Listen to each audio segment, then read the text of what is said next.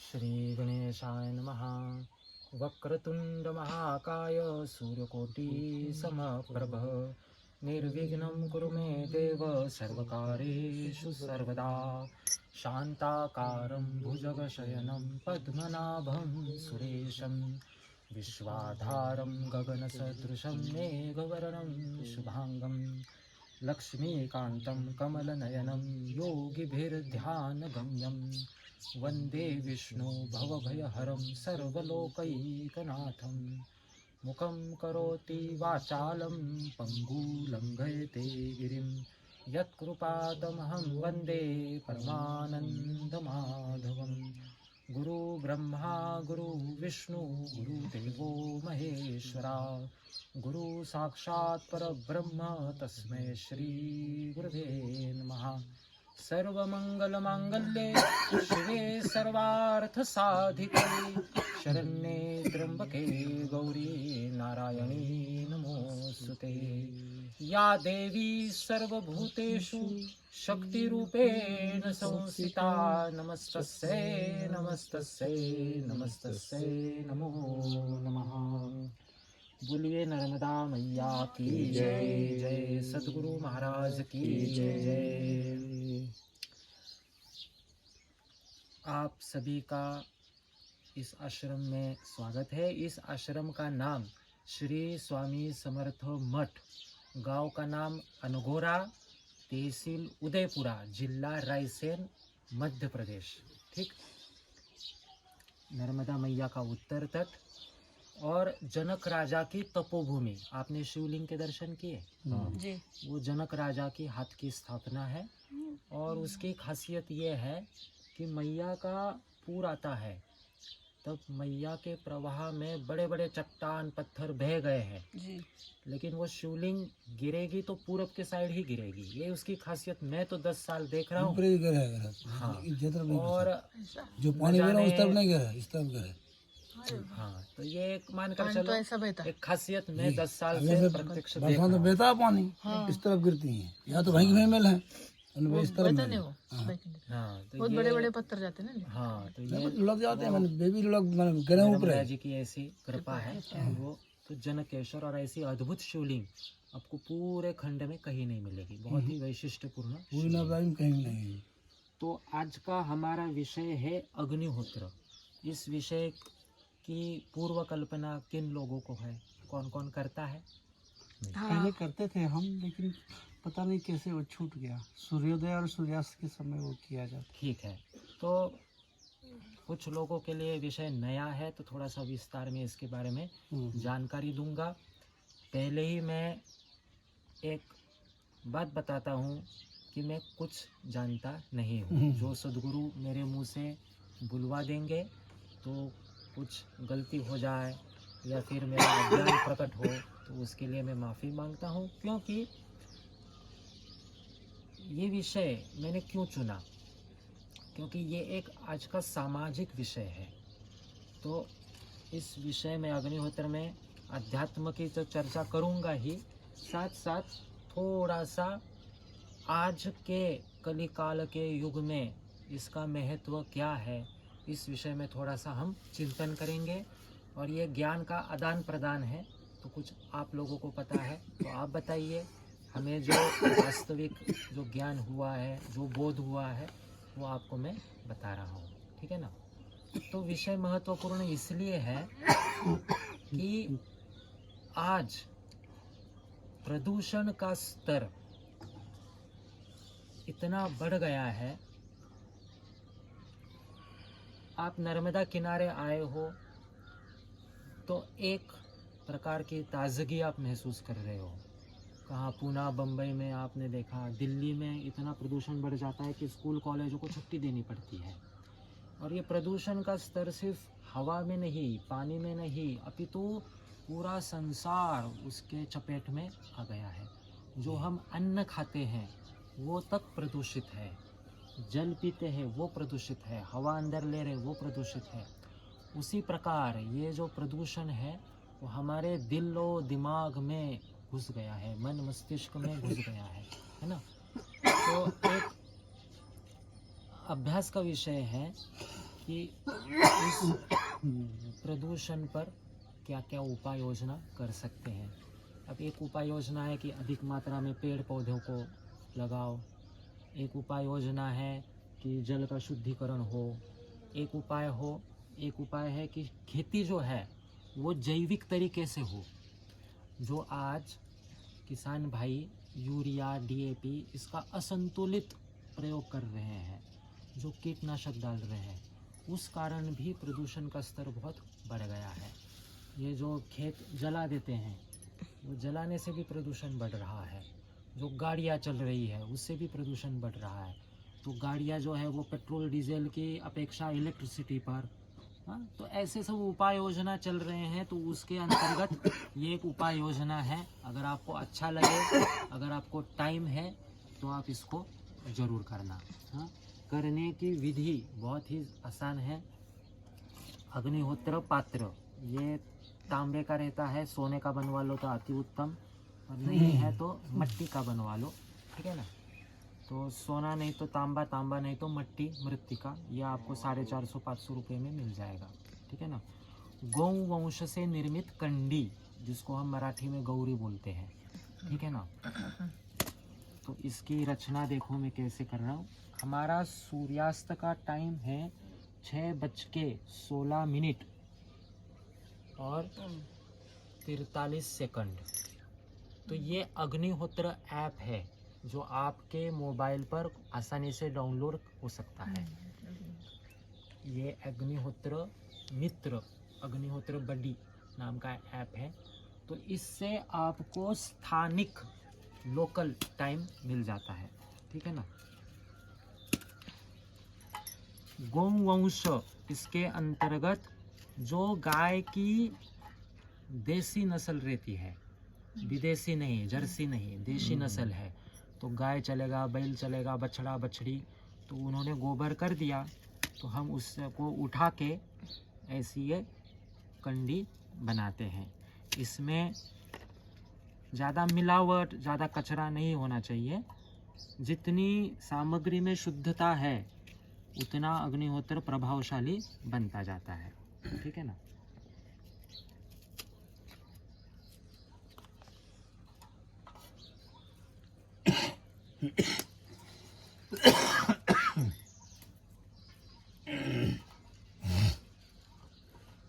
अब हमारा टाइम नज़दीक आ रहा है, तो हम पहले ये करते हैं, फिर अपनी चर्चा को आगे बढ़ाएंगे।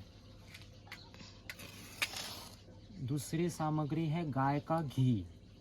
गाय का घी मिले शुद्ध तो ठीक है, नहीं मिले तो रामदेव बाबा जिंदाबाद, पतंजलि जिंदाबाद।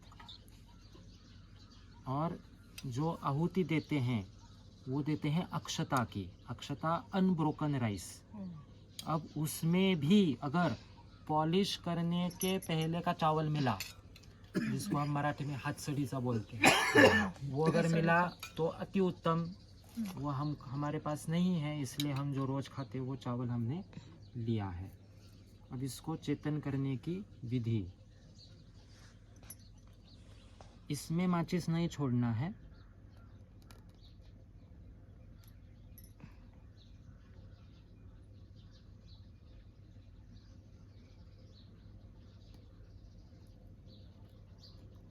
ये बाहर प्रज्वलित करके हमने इसको अंदर छोड़ दिया।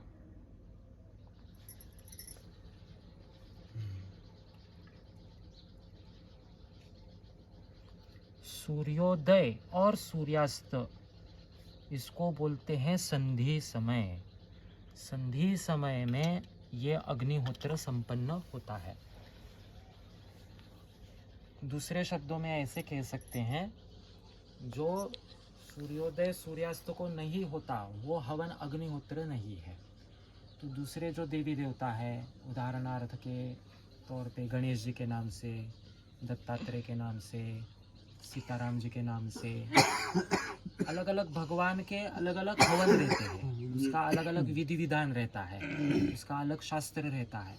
अग्निहोत्र का संबंध सूर्य ये भगवान से है, तो सूर्य भगवान से जुड़ा हुआ अग्निहोत्र है और उसका टाइम रहता है। बाकी देवी देवताओं का टाइम फिक्स नहीं रहता है, आप आपकी इच्छा अनुसार दे सकते हैं, लेकिन इसका जो है वो टाइम रहता है सूर्योदय और सूर्यास्त, ये टाइम को ही ये संपन्न होता है।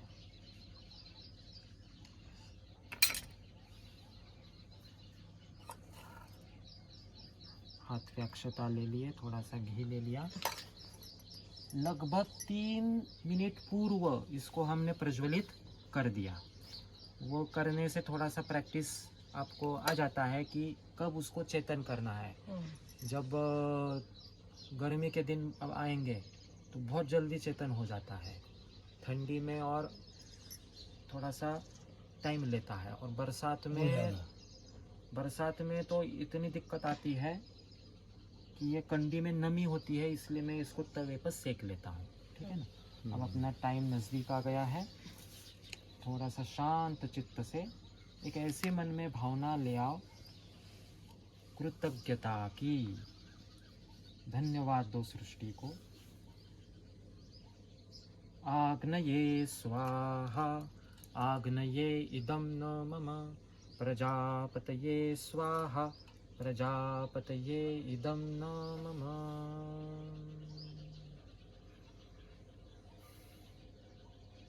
एकदम रिलैक्स हो जाओ, अपने मन के सभी टेंशन एंजाइटी इसमें छोड़ दो, बिल्कुल शांत हो जाओ और खुले आँखों से अग्नि को देखो 2 मिनट के लिए।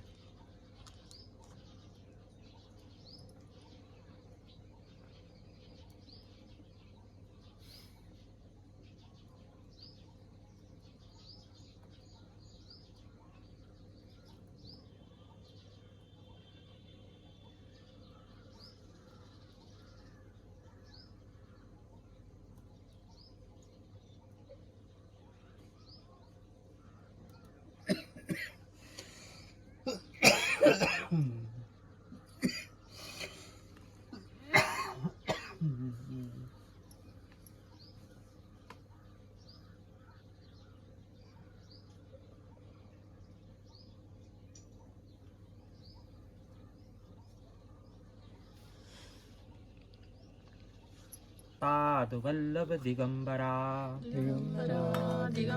का है, विधि है, कोई भी इसको कर सकता है, बच्चे से लेकर बुजुर्ग तक, किसी भी देश का हो, किसी भी राज्य का हो। मानकर चलो ये एक वैश्विक साधना के रूप में प्रस्तुत की गई है, और इतने सारे प्रचलित मार्ग है अभी, मानकर चलो भक्ति मार्ग, योग मार्ग, ज्ञान मार्ग, पर फिर भी हमें ये प्रेरणा हुई कि ज़्यादा से ज़्यादा लोगों तक ये विद्या पहुंचना जरूरी है, क्योंकि इसकी आज ज़रूरत है। ठीक है ना। बाकी जो प्रशस्त मार्ग है आपके, भक्ति मार्ग, योग मार्ग, वो अच्छे हैं, मोक्षदायी है, आपको भगवत प्राप्ति दिला सकेंगे, लेकिन उसके साथ साथ आपको ये देखना चाहिए कि आपके द्वारा इस सृष्टि संवर्धन में थोड़ा सा योगदान होना चाहिए। अपनी संस्कृति वैदिक संस्कृति है, अपनी संस्कृति अग्नि संस्कृति है। अग्नि अपने हर संस्कार में उसका साक्षी है, उसका महत्व है। जन्म से लेकर मृत्यु तक जितने 16 संस्कार है, उसमें सब में अग्नि की महती प्रस्थापित की है। ठीक है ना। कथा पुराणों में बताने का तरीका अलग रहता है, कथा माध्यम से वो बताते हैं। उदाहरण के तौर पे राम भगवान जो दशरथ जी का पुत्र माना जाता है, राम, लक्ष्मण, भरत, शत्रुघ्न, लेकिन उत्पत्ति कहाँ से हुई है? अग्नि से ही हुई है। दशरथ निसंतान थे, वो हवन करते हैं, यज्ञ करते हैं, तब उसकी उत्पत्ति होती है। ठीक है ना। तो आगे चलकर रामचरितमानस में देखते हैं कि समय समय पे, जगह जगह पे, सब दूर अग्नि की महती उन्होंने बताई है। उदाहरण के तौर पे सुग्रीव जी की और राम जी की मैत्री होती है, तब अग्नि को साक्ष्य रखते हैं, है ना। फिर बाद में आगे कथा बढ़ती है, जब जानकी जी का मानकर चलो रावण ले जाना वाला है जानकी जी को, तो राम जी बोलते हैं कि मेरे को एक मनुष्य लीला करनी है, जानकी जी आप अग्नि में समाविष्ट हो जाओ। तो असली जानकी जी तो अग्नि में वो प्रस्थापित कर देता है, वो रावण ले जाता है, वो तो डुप्लीकेट सीता थी। और फिर अग्नि परीक्षा के दौरान वही जानकी ओरिजिनल आ जाती है बाहर। तो ये कहने का सार तात्पर्य क्या है, कौन अपने धर्म पत्नी को किसको सौंपेगा, जिस पर विश्वास है। तो अग्नि पर विश्वास था, इसलिए उसने अपनी औरत उसको समर्पित कर दी। तो कहने का सार तात्पर्य क्या है कि अग्नि की महती जगह जगह प्रस्थापित करी है। अब जब जब बाहर से आक्रमण हुए तब तक पहले यज्ञ विध्वंस होता था। मान कर चलो, तुम कौन सा भी पुराण खोल के देखो, राक्षस आएंगे, वो हवन का विध्वंस करेंगे, ठीक है ना। और ये संस्कृति पर आघात करना है तो पहले हवन पर ही आघात करते थे असुर लोग, है ना। इसलिए कौन से भी यज्ञ जब करते हैं तब यज्ञ रक्षक रखने पड़ते हैं। जैसे विश्वामित्र जी ने यज्ञ किया तो राम और लक्ष्मण को रक्षक रखा उधर, है ना, सुरक्षा की दृष्टि से। और वैदिक सनातन पद्धति पर आक्रमण हुए, बाहर के लोगों ने आक्रमण किए, तो ये सिस्टम पहले कोलैप्स करने की कोशिश की, क्योंकि वो जानते थे कि ये एक एनर्जी सिस्टम है, ये ऊर्जा का स्रोत है, इसको कोलैप्स कर दो, फिर वो संस्कृति पर आसानी से आक्रमण किया जा सकता है। थोड़ा सा आपको टाइम हो तो थोड़ा और मैं बोलूं विस्तार से, एक और 10 मिनट लेता हूँ। कि अपनी संस्कृति में कर्म के अनुसार विभाजन था। ब्राह्मण, इनका काम क्या है, यज्ञ करना, यज्ञ करवाना, अग्निहोत्र करना, अध्ययन, अध्यापन। तो इनके द्वारा ये किए जाने वाले कर्म थे। क्षत्रिय, क्षत्रिय कौन है, जो देश की सुरक्षा के लिए अपने जान की आहुति भी देने के लिए तत्पर रहता है, सीमाओं की रक्षा के लिए, देश की रक्षा के लिए, संस्कृति की रक्षा के लिए, वो क्षत्रिय। वैश्य कौन है, उद्योग, व्यवसाय, व्यापार, इनको आगे ले जाने वाला वैश्य।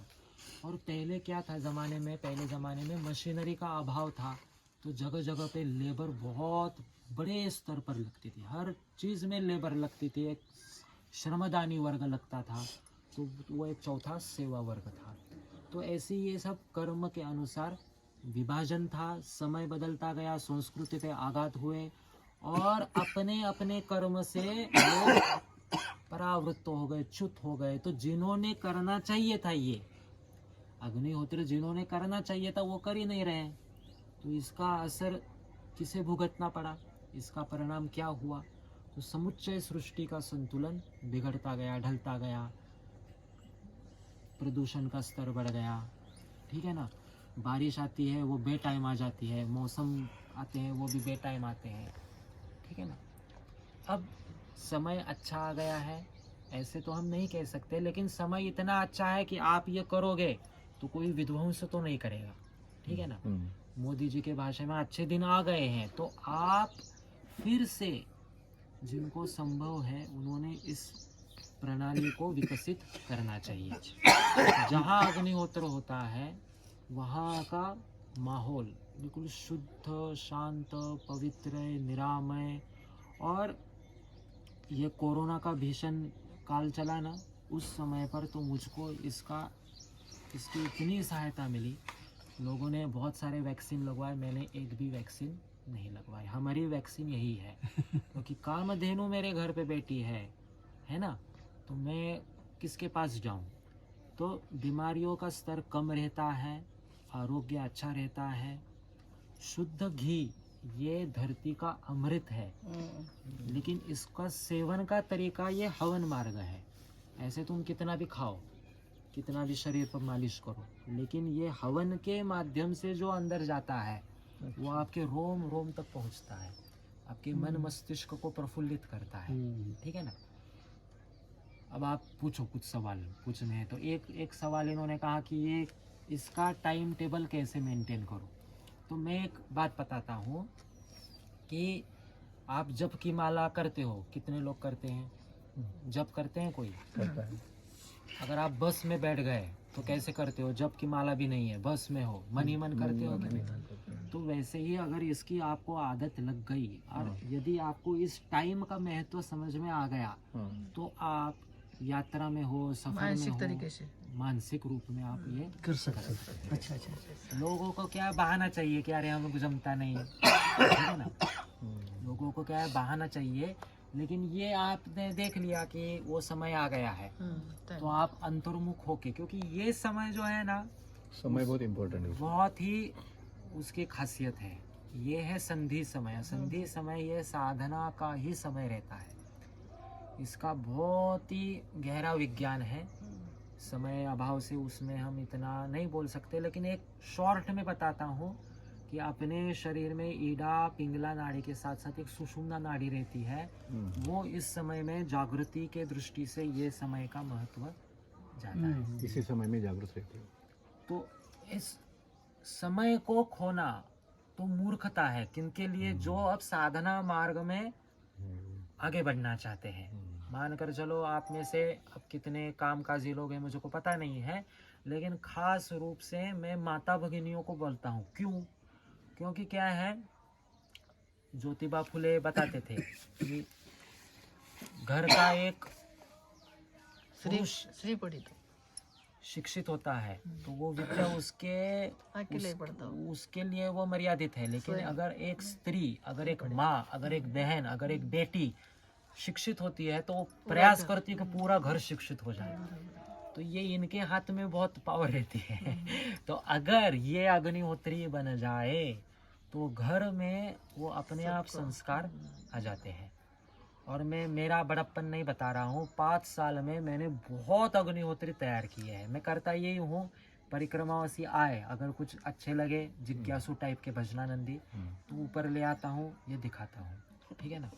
और मेरा ये प्रयोग बहुत सफल है, क्योंकि आज मेरे को बहुत दूर दूर से फ़ोन आते हैं, बोलते हैं कि परिक्रमा में हमको जीवन का लक्ष्य मिल गया।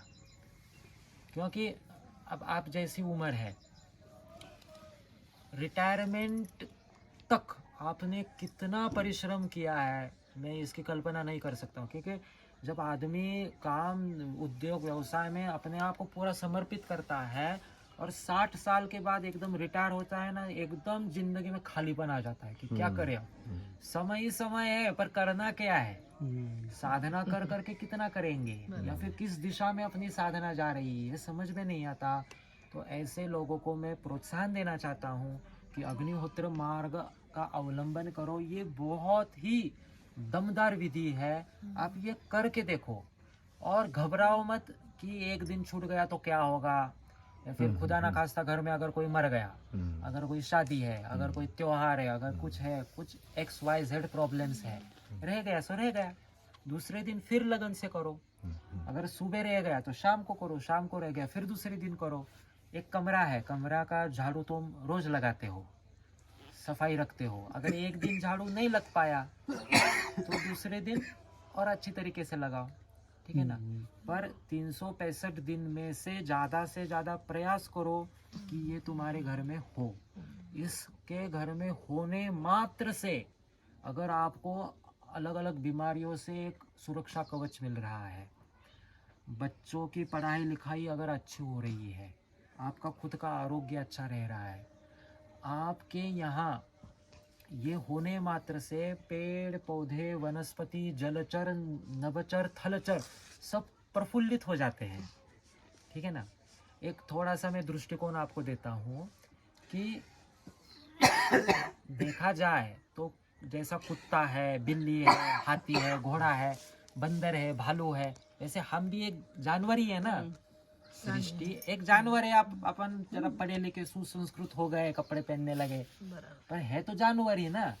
पर जितनी गंदगी हमने इस दुनिया में की है उतनी गंदगी किसी जानवर ने नहीं करी है। जितना सृष्टि को दूसरे जानवर पसंद है, तुम एक नजरिया धरती की ओर से देखो ना, धरती की ओर से नजरिया देखो, धरती माता को शर्म आती है कि अरे ये कैसा जानवर आ गया। जहाँ जाओ वहाँ कचरा ही कचरा। मान कर चलो ये नर्मदा जी इतनी साफ है ना, आप जबलपुर की ओर साइड जाओ, इतने इंडस्ट्रियल का सब नाला, नदी नाले, उसमें वेस्ट आता है।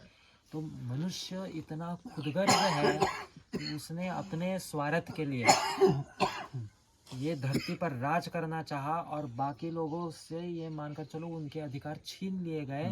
ये नर्मदा जी है। आप जानते हैं कि जितनी मछली पहले मिलती थी अब थोड़ी मिलती है। कई मछली तो नाम शेष ही हो गए, वो प्रजाति ही लुप्त हो गई। जितनी हानि ये 40 साल में हुई है ना, उतनी हानि धरती माँ की 40,000 साल में नहीं हुई होगी। इतनी गंदगी आदमी ने करी है। तो अगर सही मायने में आप इस धरती माँ की सेवा करना चाहते हो, सृष्टि की सेवा करना चाहते हो, तो ये करो। बहुत ही सस्ता तरीका है प्रदूषण मुक्ति का। तो ये घर घर ये विद्या पहुंचनी चाहिए। ज़्यादा से ज़्यादा अग्निहोत्री तैयार होने चाहिए। जर्मनी जैसा देश है ना, 60% से ज़्यादा किसान अग्निहोत्र मेथड से किसानी करते हैं। 60% से ज़्यादा संस्कृत सीख रहे हैं। और हम जो है वो अंग्रेजी सीख रहे हैं, पार्टी लाइफ मना रहे हैं और संध्या का समय का महत्व नहीं जान पा रहे।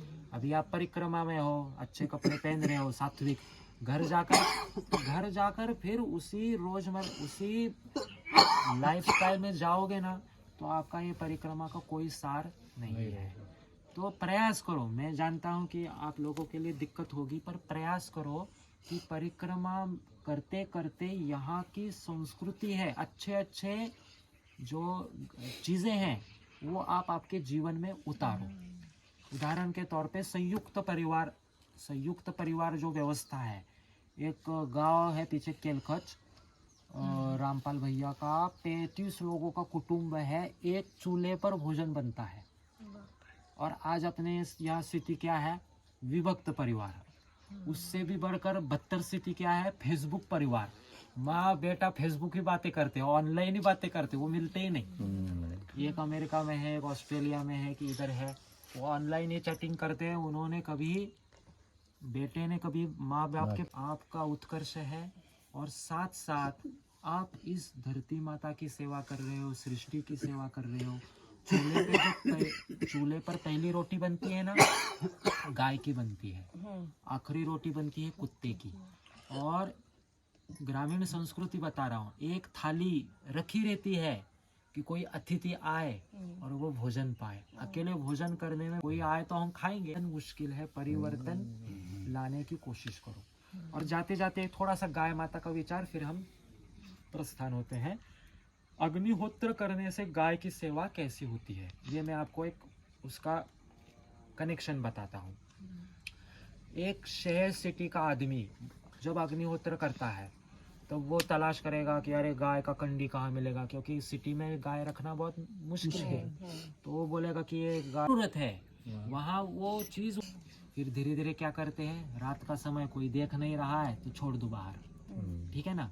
बाहर जाती है, कहाँ जाएगी, दर दर की ठोकरें खात किसी खेत में घुस गई, किसी चौकीदार का डंडा मिलता है, वहाँ से भागो। किसी कांटे तार में फंस जाती है, छुल जाती है, कटती है, पिटती है। कई खेतों में तो शॉक छोड़ा रहता है, करंट, उसमें कोई निपट जाती है। यहाँ से भी कुछ